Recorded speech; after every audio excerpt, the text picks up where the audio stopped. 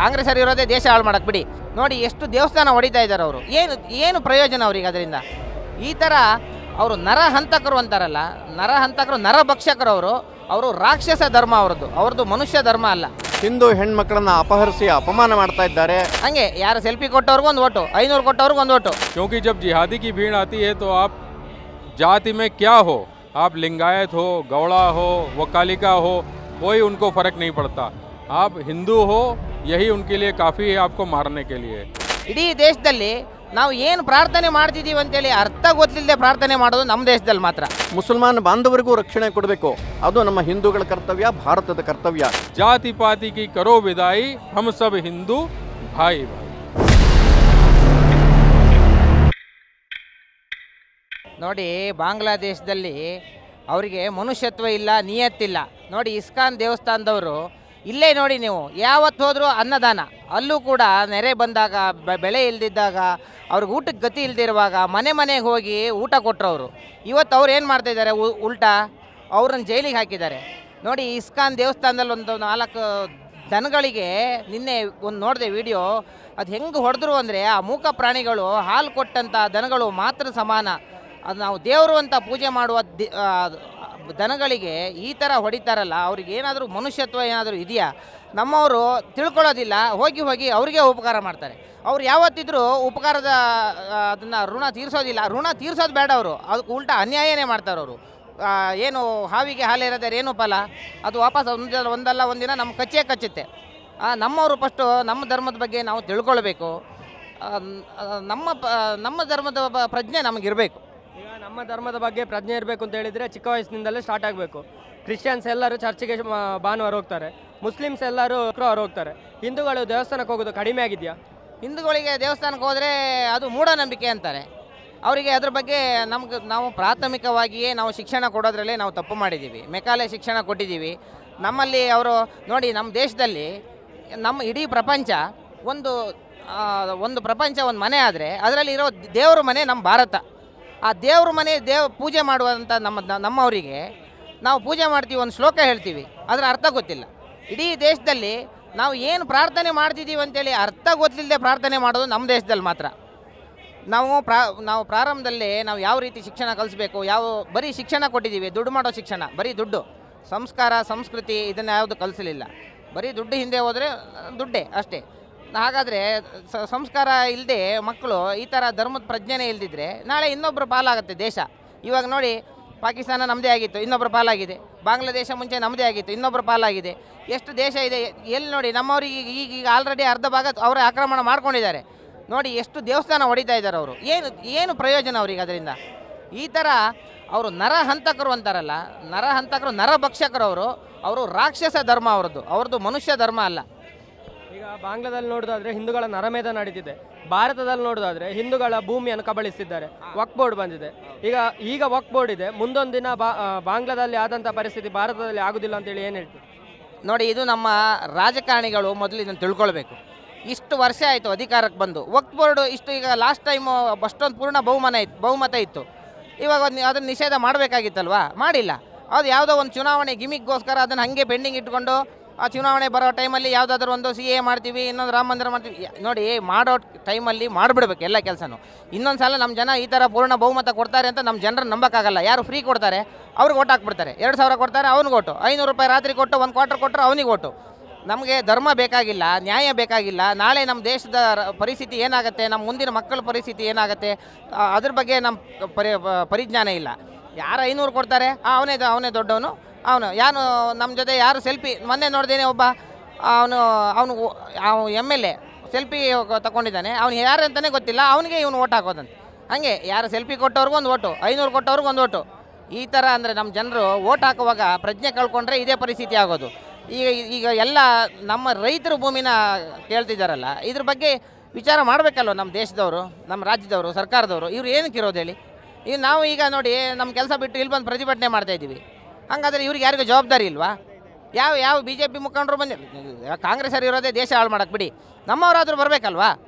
ಈಗ ನಮ್ಮ ದೇಶದಲ್ಲಿ ಇದು ಭಾರತ ಭೂಮಿ, ಇದು ಹಿಂದೂಸ್ತಾನ. ಇವತ್ತು ನಿನ್ನೆದಲ್ಲ, ಇದು ಸಾವಿರಾರು ವರ್ಷದಿಂದ ಇದು ಹಿಂದೂಸ್ತಾನ. ಇಲ್ಲಿರೋ ಹಿಂದೂಗಳನ್ನು ಬಿಟ್ಟು ಬರೀ ಮುಸ್ಲಿಮರಿಗೆ ನಾವು ಅದು ಕೊಡ್ತೀವಿ ಇದು ಕೊಡ್ತೀವಿ ಆ ಸ್ಪೆಷಾಲಿಟಿ ಕೊಡ್ತೀವಿ ಈ ಸ್ಪೆಷಾಲಿಟಿ ಕೊಡ್ತೀವಿ ಅಂತೇಳಿ ಅವರಿಗೆ ಮೀಸಲಾತಿ. ಇವಾಗ ಯಾವುದು ಮೊನ್ನೆ ಇದು ಕಾಂಟ್ರಾಕ್ಟಲ್ಲೂ ಅವ್ರಿಗೆ ಮೀಸಲಾತಿ ಅಂತೆ.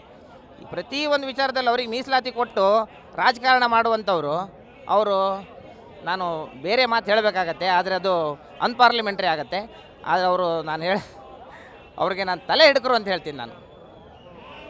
ಅವ್ರಿಗೆ ನಾನು ಒಳ್ಳೆ ಚುನಾವಣೆಗೋಸ್ಕರ ಮುಸ್ಲಿಮರನ್ನು ಓಲೈಸ್ತಾರೆ, ಮುಂದೊಂದು ದಿನ ಅವರೇ ತಿರುಗಿ ನಿಲ್ತಾರೆ ಅಂತ ಹೇಳ್ತೀನಿ.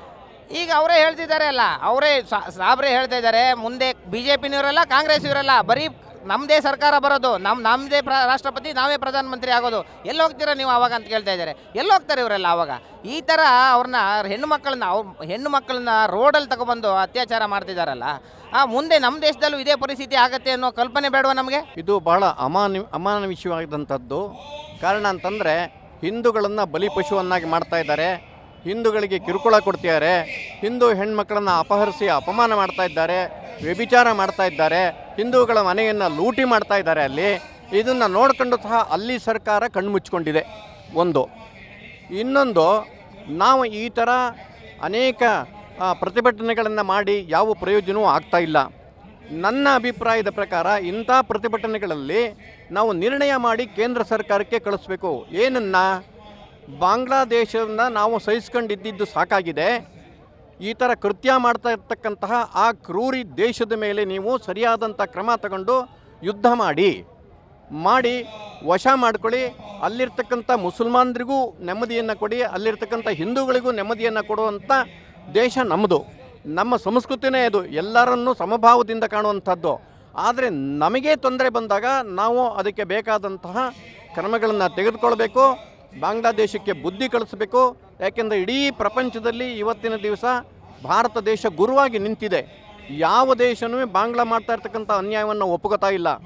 ಅಂದಾಗ ನಾವು ಯಾಕೆ ಸುಮ್ಮನಿರಬೇಕು? ಇಸ್ರೇಲ್ ಒಂದು ಸಣ್ಣ ಕಾರಣಕ್ಕೋಸ್ಕರ ಇಡೀ ಗಾಜಾಪಟ್ಟಿ ಮೇಲೆ ಆ ಕಡೆ ಎಲ್ಲ ಯಾರ ವಿರುದ್ಧ ನಿಂತ್ಕೊಂಡ್ರು ಸರ್ವನಾಶ ಮಾಡ್ತಾ ಇದೆ. ತನ್ನ ಸ್ವಾಭಿಮಾನಕ್ಕೆ ಕುಂದು ಬಂದಾಗ ನಮಗೆ ಬಂದಿಲ್ವಾ?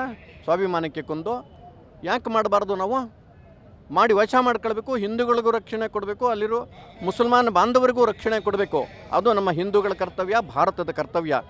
ಇದನ್ನು ಎಲ್ಲರೂ ಸಹ ತಿಳ್ಕೊಳ್ಬೇಕು. ಎಲ್ಲರೂ ಕೇಂದ್ರ ಸರ್ಕಾರಕ್ಕೆ ಇದನ್ನು ಶಿಫಾರಸು ಮಾಡಿ ಕಳಿಸಿ ನಮ್ಮ ಅಲ್ಲಿರ್ತಕ್ಕಂಥ ಹಿಂದೂಗಳು ನಿಟ್ಟುಸಿರು ಬಿಡುವಂತ ಮಾಡಬೇಕು. ಆಗ್ತಕ್ಕಂಥ ಅನ್ಯಾಯ, ಅಕ್ರಮಗಳು, ಕ್ರೂರತ್ವನ ಅದಕ್ಕೆ ಒಂದು ಇತಿಶ್ರೀ ಹಾಡಬೇಕು ಕೇಂದ್ರ ಸರ್ಕಾರ ನಮ್ಮದು ಅಂತ ಹೇಳಿ ನಾನು ಈ ಮೂಲಕ ಕೇಳ್ಕೊಳ್ತೀನಿ. ಏಕೆ ಅಥವಾ ಸೇಫ್ ಅಂತ ಹೇಳುವ ಟೈಮಲ್ಲಿ ಜಾತಿಯಿಂದ ಹೇಳಿ ಡಿವೈಡ್ ಆಗ್ತಾರೆ, ಇದಕ್ಕೇನು ಹೇಳ್ತೀವಿ?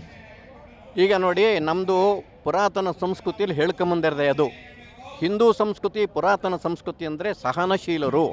ಹಿಂದೂ ಸಂಸ್ಕೃತಿ ಪುರಾತನ ಸಂಸ್ಕೃತಿ ಅಂತ ಹೇಳಿದರೆ ಸರ್ವೇ ಜನ ಸುಖಿನೋ ಭವಂತು ಅಂತ ಹೇಳೋರು. ಆ ಧ್ಯೇಯ ಇಟ್ಕೊಂಡಿರೋರು ನಾವೇ ಆಕ್ರಮಣ ಮಾಡಬಾರ್ದು, ನಾವೇ ತೊಂದರೆ ಕೊಡಬಾರ್ದು ಅನ್ನೋದು ನಮ್ಮ ಉದ್ದೇಶ. ಎಲ್ಲರೂ ಚೆನ್ನಾಗಿರಬೇಕು ಅನ್ನೋದು ನಮ್ಮ ಭಾರತ ದೇಶದ ಹಿಂದೂ ಸಂಸ್ಕೃತಿಯ ಪ್ರಮುಖ ಉದ್ದೇಶ. ಅದು ಯಾವಾಗ ನನಗೆ ತೊಂದರೆ ಆಗಲಿಕ್ಕೆ ಶುರುವಾಗುತ್ತೆ, ನನ್ನ ಅಸ್ತಿತ್ವನ ಪ್ರಶ್ನೆ ಮಾಡುವಂಥದ್ದು, ನನ್ನ ಅಸ್ತಿತ್ವವನ್ನು ನಾಶ ಮಾಡೋಕ್ಕೆ ಬಂದಾಗ ನಾವು ಒಬ್ಬೊಬ್ಬರು ಪರಿಶ್ರಮವಾಗಿ ಎದ್ದು ನಿಲ್ಲಬೇಕಾಗುತ್ತೆ. ಅವಾಗ ಆ ಕೆಲಸ ಇವತ್ತು ನಾವು ಮಾಡಬೇಕಾಗಿದೆ. ಆದ್ದರಿಂದ ಎಲ್ಲರೂ ಸಹ ಒಮ್ಮತದಿಂದ ವಿರೋಧನೂ ಮಾಡೋಣ, ಕೇಂದ್ರ ಸರ್ಕಾರಕ್ಕೆ ಶಿಫಾರಸು ಮಾಡೋಣ. ಸರ್, ಈಗ ಇದೇ ಪರಿಸ್ಥಿತಿ ಮುಂದೊಂದಿನ ಭಾರತದಲ್ಲಿ ಬರಬಾರ್ದು ಅಂತ ಹೇಳಿದರೆ ಹಿಂದೂಗಳಿಗೆ ಏನು ಕರೆ ಕೊಡ್ತೀರಿ? ನೋಡಿ, ನಮ್ಮ ದೇಶದಲ್ಲಿ ಹಿಂದೂಗಳು ಕರೆ ಕೊಟ್ಟರೆ ಈ ಥರ ಒಂದು ಪ್ರತಿಭಟನೆಗಾಗಲಿ ಅಥವಾ ಮನೆಯಲ್ಲೂ ಎದ್ದು ನಿಂತ್ಕೋಬೇಕು ಪ್ರತಿಭಟಿಸೋದಕ್ಕೆ. ಇದು ಹಿಂದೂಗಳ ರಕ್ತದಲ್ಲಿ ಇನ್ನೂ ಬಂದಿಲ್ಲ, ಅದು ಈಗ ಬರಲಿಕ್ಕೆ ಶುರುವಾಗ್ತಾ ಇದೆ. ಹಿಂದೂ ಜಾಗೃತಿ ಶುರುವಾಗಿದೆ. ಆದ್ದರಿಂದ ಈ ಜಾಗೃತಿ ಹೊಂದುತ್ತಾ ಇರತಕ್ಕಂಥ ಸಮಯದಲ್ಲಿ ಹಿಂದೂಗಳು ಒಗ್ಗಟ್ಟಾಗಿ ಬಂದು, ಎಲ್ಲೇ ಹಿಂದೂ ಒಬ್ಬನಿಗೆ ತೊಂದರೆ ಬೇರೆ ಮತದವರಿಂದ ಬೇರೆಯವರಿಂದ ತೊಂದರೆ ಆದರೆ ಅವನ್ನ ಸದಬಡಿತಕ್ಕಂಥ, ಅವರಿಗೆ ಶಿಕ್ಷೆಯನ್ನು ಕೊಡ್ತಕ್ಕಂಥ ಪ್ರವೃತ್ತಿ ಪ್ರತಿಯೊಬ್ಬ ಹಿಂದೂನು ಯೋಚನೆ ಮಾಡಬೇಕು. ಹೆದರ್ಕೊಂಡು ಸುಮ್ಮನಿರಬಾರ್ದು. ನಮಗೂ ಪೌರುಷತ್ವ ಇದೆ, ನಾವು ಪರಶುರಾಮನ ವಂಶಜರು, ನಾವು ದ್ರೋಣಾಚಾರ್ಯರ ವಂಶಜವರು, ನಾವು ಛತ್ರಪತಿ ಶಿವಾಜಿ ವಂಶಜರು. ಯಾಕೆ ಹೆದರ್ಕೊಂಡು ಕೂತ್ಕೊಳ್ಬೇಕು ಅನ್ನೋದು ಎಲ್ಲರಲ್ಲೂ ಪ್ರಶ್ನೆ ಬರ್ತಾ ಇದೆ. ಹಿಂದೂ ಸನಾತನ ಸಂಸ್ಕೃತಿ ಉಳಿಬೇಕು ಅಂತ ಹೇಳಿದರೆ ಶಿವಾಜಿ ತಲವಾರು ಎತ್ತಲೇಬೇಕು ಅಂತ ಹೇಳ್ತೀರಿ? ಹೌದು, ಶಿವಾಜಿ ಮಹಾರಾಜರು ಮಾಡಿದ್ದು ಹಿಂದೂಗಳ ರಕ್ಷಣೆ. ಇವತ್ತು ಬಾಂಗ್ಲಾದೇಶದಲ್ಲಿ ಆಗ್ತಾ ಇರತಕ್ಕಂಥದ್ದು ಹಿಂದೂಗಳಿಗೆ ಹಿಂಸೆ. ಆದ್ದರಿಂದ ಶಿವಾಜಿನ ಆದರ್ಶವಾದ ತಗೊಂಡು ಹಿಂದೂಗಳನ್ನು ರಕ್ಷಣೆ ಮಾಡೋದು ಎಲ್ಲರ ಕರ್ತವ್ಯ. देखिए, समस्या ये है कि हिंदुओं को आज की डेट में आपने कश्मीर देख लिया, आपने केरल में देख लिया, आपने कई ऐसी जगहों पर देख लिया जहाँ पे हिंदू की आबादी कम हुई और मुसलमान लोगों ने आपको प्रताड़ित किया। आपके पास कितना भी रुपया रहा, कितना भी आपके वैभव रहा, लेकिन आप उस समय एकदम बहुत ही निरीह एक छोटे जानवर की तरह प्रतीत हुए। क्योंकि जब जिहादी की भीड़ आती है तो आप जाति में क्या हो, आप लिंगायत हो, गौड़ा हो, वकालिका हो, कोई उनको फ़र्क नहीं पड़ता। आप हिंदू हो, यही उनके लिए काफ़ी है आपको मारने के लिए। हम जब जाते थे कश्मीर में, हम जब जाते थे कराची, मतलब हमारे जैसे लोग, और हम जब जाते थे इस्लामाबाद में ये बताने कि आप संगठित रहो, संगठित रख के काम करो तो आपको कभी कुछ नहीं होगा, तब वो हमको क्या बोलते थे, अरे सर आप लोग बहुत ಫೆನೆಟಿಕ್ लोग हो, ನೀವು ತುಂಬ ಫೆನೆಟಿಕ್, ಹಂಗೆ ನೀವು ಇನ್ಸ್ಟಿಗೇಟ್ ಮಾಡ್ತೀರಾ ಅನ್ನೆಸೆಸರಿ, ನಾವು ಎಲ್ಲ ಭಾಯಿಚಾರದಿಂದ ಎಲ್ಲ ಮಾತಾಡ್ತೀವಿ, ನಡೀತೀವಿ, ಜೀವನ ಚೆನ್ನಾಗಿ ನಡೀತಾ ಇದೆ. ಪದೇ ಪದೇ ನಾವು ಹೇಳ್ತಾ ಇದ್ವಿ कि ಆ ಥರ ಯಾವಾಗ ತನಕ ಅವ್ರದ್ದು ಪಾಪ್ಯುಲೇಷನ್ ಕಮ್ಮಿ ಇದೆ ನಡೀಬೋದು, ಆದಮೇಲೆ ನೀವು ನೋಡಿ ಈಗ ಬಾಂಗ್ಲಾದೇಶದಲ್ಲಿ ಹಾಗೆ ಮಾಡ್ತಾ ಇದ್ದಾರೆ. ಸೊ ಈಗ ಪರಿಸ್ಥಿತಿ ಹೆಂಗಿದೆ, we are not very far from this. We are thinking that ಬೆಂಗಳೂರಲ್ಲಿ we are 80%, 90%, so this will not come. No, we are at wrong side. We have to be vigilant, we have to be very alert. Tomorrow also that paristiti can come because we are not united and they are united. If even 10% will come in one colony, that colony they will shut the door. Nobody will come open to fight them. So that we have to understand. So that is the reason समय की मांग है, नाव Yalla Hindu, नाव Yalla बंधु. अभी बागेश्वर धाम जी ने एक यात्रा निकाली 20 लाख लोगों के साथ. उन्होंने नारा दिया, जाति पाति की करो विदाई, हम सब हिंदू भाई भाई. ಅಂದರೆ ಯಾವುದು ನಿಮ್ಮದು ರೀತಿ ಜೀವನ ನಡಿಬೋದು, ಯಾವುದು ಜಾತಿ ಇರ್ಬೋದು, ಅದು ಮುಖ್ಯ ಇಲ್ಲ, ಮುಖ್ಯ ನೀವು ಹಿಂದೂ सनातनी. तो ये समय की मांग है, हम सब एक रहें. आज हम जागें और जाग के ये कहें कि नहीं देखो वहाँ पे हुआ, यहाँ पे हुआ, अब कम से कम जो बचा हुआ भारत का भाग है उसको बचाया जाए. उसको बचाने के बाद हम उनके ऊपर, I will say offence is the best defence. आप हमेशा डिफेंसिव रहोगे, जीवन में आप आगे कभी भी किसी का मुकाबला नहीं कर सकते. आपको ऑफेंसिव होना पड़ेगा. You give the first war, then only they will be on the back foot. अगर आप सोचोगे वो वार करें तब हम करें, नो. आपको ये ध्यान रखना पड़ेगा कि नहीं, अब परिस्थिति ऐसी नहीं है, हमको सब एक मिलजुल के एक साथ हिट करना पड़ेगा. समय की यही मांग है. हम किसी धर्म और उसके खिलाफ नहीं हैं, लेकिन कोई हमें छेड़ेगा तो हम उसको छोड़ेंगे नहीं. ये आपको दिमाग में रखना पड़ेगा. तभी आप यहाँ पे सरवाइव कर पाओगे, नहीं तो सर्वाइवल मुश्किल है. और उसी तरह के राजनीतिक दलों को आपको सपोर्ट करना पड़ेगा जो हिंदू धर्म के हितों की बात करते हैं, सनातन धर्म के हितों की बात करते हैं. क्योंकि सनातन धर्म एक ऐसा है जो वसुधैव कुटुंबकम की बात करता है, वो सबको जोड़ने की बात करता है, कभी तोड़ने की बात नहीं करता. सर्वे भवन्तु सुखिना सर्वे सन्तु निरामया, ये संस्कृत में है, हिंदू धर्म में है, सनातन धर्म में है, किसी और धर्म में नहीं है. बाकी धर्मों में अगर आप मुसलमान हैं तभी आप उनके हैं, दूसरे धर्म के हैं तो आपको बाहर कर देते हैं. आप क्रिश्चियन हैं तो ही उनके हैं, नहीं तो बाहर. यहाँ हम सबको लेके चलते हैं. इसके लिए आज ये स्थिति ऐसे होनी चाहिए, हम किसी भी स्थिति में बटे नहीं, और बटेंगे तो कटेंगे, जो कि हमारे योगी जी ने दिया है. ये इस सूत्र मोदी जी ने दिया है, एक हैं तो सेफ हैं.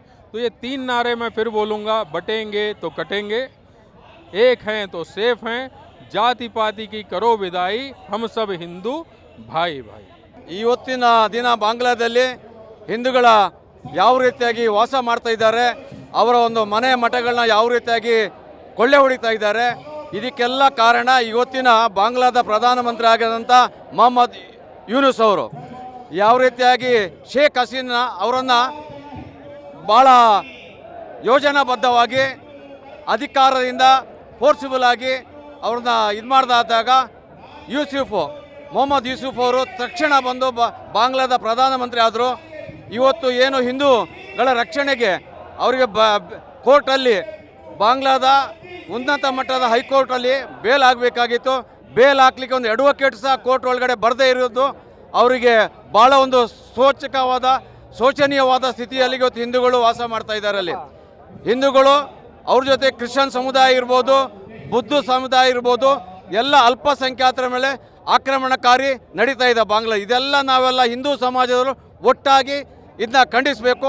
ಆ ಒಂದು ದೃಷ್ಟಿಯಿಂದ ಬೃಹತ್ ಪ್ರತಿಭಟನೆಗೆ ನಾವು ಪಾಲ್ಗೊಂಡಿದ್ದೇವೆ. ಬಾಂಗ್ಲಾದಲ್ಲಿ ನಡೆದಿರುವಂತಹ ಘಟನೆ ಭಾರತದಲ್ಲಿ ಆಗಬಾರ್ದು ಅಂತ ಹೇಳಿದ್ರೆ ಹಿಂದೂಗಳು ಹೇಗೆ ಒಗ್ಗಟ್ಟಾಗಬೇಕು? ಹಿಂದೂಗಳು ನಾವೆಲ್ಲ ಒಂದೇ ಮನಸ್ಥಿತಿಯಿಂದ ನಾವೆಲ್ಲ ಒಂದು, ಹಿಂದೂಗಳಿಗೆ ಭಾರತ ಬಿಟ್ಟು ಬೇರೆ ಯಾವುದೇ ದೇಶ ಇಲ್ಲ. ಆದ್ದರಿಂದ ಭಾರತದ ಎಲ್ಲ ಹಿಂದೂಗಳನ್ನ ಒಗ್ಗಟ್ಟಾಗಿ ಹೋರಾಟ ಮಾಡಬೇಕು. ಇವತ್ತು ಬಾಂಗ್ಲಾದಲ್ಲಿ ಆಗಿರ್ಬೋದು, ಮುಂದಿನ ದಿನಗಳಲ್ಲಿ ಫ್ರಾನ್ಸ್ ಇರ್ಬೋದು, ಜಪಾನ್ ಇರ್ಬೋದು, ಅಮೇರಿಕ ಇರ್ಬೋದು, ರಷ್ಯಾ ಇರ್ಬೋದು, ಅಲ್ಲೂ ಸಹ ಹಿಂದೂಗಳು ಗಣನೀಯ ಪ್ರಮಾಣ ಹಿಂದೂಗಳಿದ್ದಾರೆ. ಅವರಿಗೂ ತೊಂದರೆ ಆದಾಗ ಇಡೀ ಭಾರತ ದೇಶ ಅವ್ರ ಜೊತೆ ಇದ್ದೇವೆ ಅಂತ ಒಂದು ಸಂದೇಶಕ್ಕೋಸ್ಕರ ಪ್ರತಿಭಟನೆ ಮಾಡ್ತಾ ಇದ್ದೇವೆ. ಇವತ್ತು ಯಾವ ರೀತಿಯಾಗಿ ಒಂದು ಸರ್ಕಾರದ ಜಮೀನು ಯಾವುದೇ ಒಂದು ನೋಟಿಫಿಕೇಶನ್ ಇಲ್ಲದೆ ಇದು ವಕ್ಫ್ ಆಸ್ತಿ ಅಂತೇಳಿ ಅಲ್ಲಿ ಯಾವ ರೀತಿಯಾಗಿ ಮೂಲ ಹಿಂದೂಗಳಿದ್ರು, ದೇವಸ್ಥಾನ ಇರ್ಬೋದು, ಹಿಂದೂಗಳ ಮನೆ ಇರ್ಬೋದು, ಇದನ್ನ ವಕ್ಫ್ ನೋಟಿಫಿಕೇಶನ್ ಮಾಡ್ತಾರೆ. RTCಯಲ್ಲಿ ಇದು ವಕ್ಫ್ ಪ್ರಾಪರ್ಟಿ ಅಂತೇಳಿ ಸೇರಿಬಿಟ್ಟು ಅವ್ರ ಮೇಲೆ ದಬ್ಬಾಳಿಕೆ ಮಾಡಿ ಆ ಒಂದು ಜಾಗವನ್ನು ಕಬಳಿಸೋ ಪ್ರಯತ್ನ ಮಾಡ್ತಾ ಇದ್ದಾರೆ. ಆದ್ದರಿಂದ ವಕ್ಫ್ ಪ್ರಾಪರ್ಟಿ ಅಥವಾ ವಕ್ಫ್ ಆ್ಯಕ್ಟು ಇದನ್ನ ನಾವು ಬದಲಾವಣೆ ಮಾಡಬೇಕು, ಅಮೆಂಡ್ಮೆಂಟ್ ಆಗಲೇಬೇಕು. ವಕ್ಫ್ ಆ್ಯಕ್ಟು ತೀವ್ರವಾಗಿ ನಿರ್ಮೂಲನೆ ಆಗಬೇಕು. ಭಾಳ ಒಂದು ಸಂತೋಷ ವಿಷಯ ಅಂತಂದರೆ ಆಂಧ್ರ ಪ್ರದೇಶ ಮುಖ್ಯಮಂತ್ರಿ ವಕ್ಫ್ ಆ್ಯಕ್ಟನ್ನ ಇದನ್ನ ವಕ್ಫ್ ಬೋರ್ಡನ್ನ ಅವ್ರನ್ನ ಡಿಸಾಲ್ವ್ ಮಾಡಿದ್ದಾರೆ.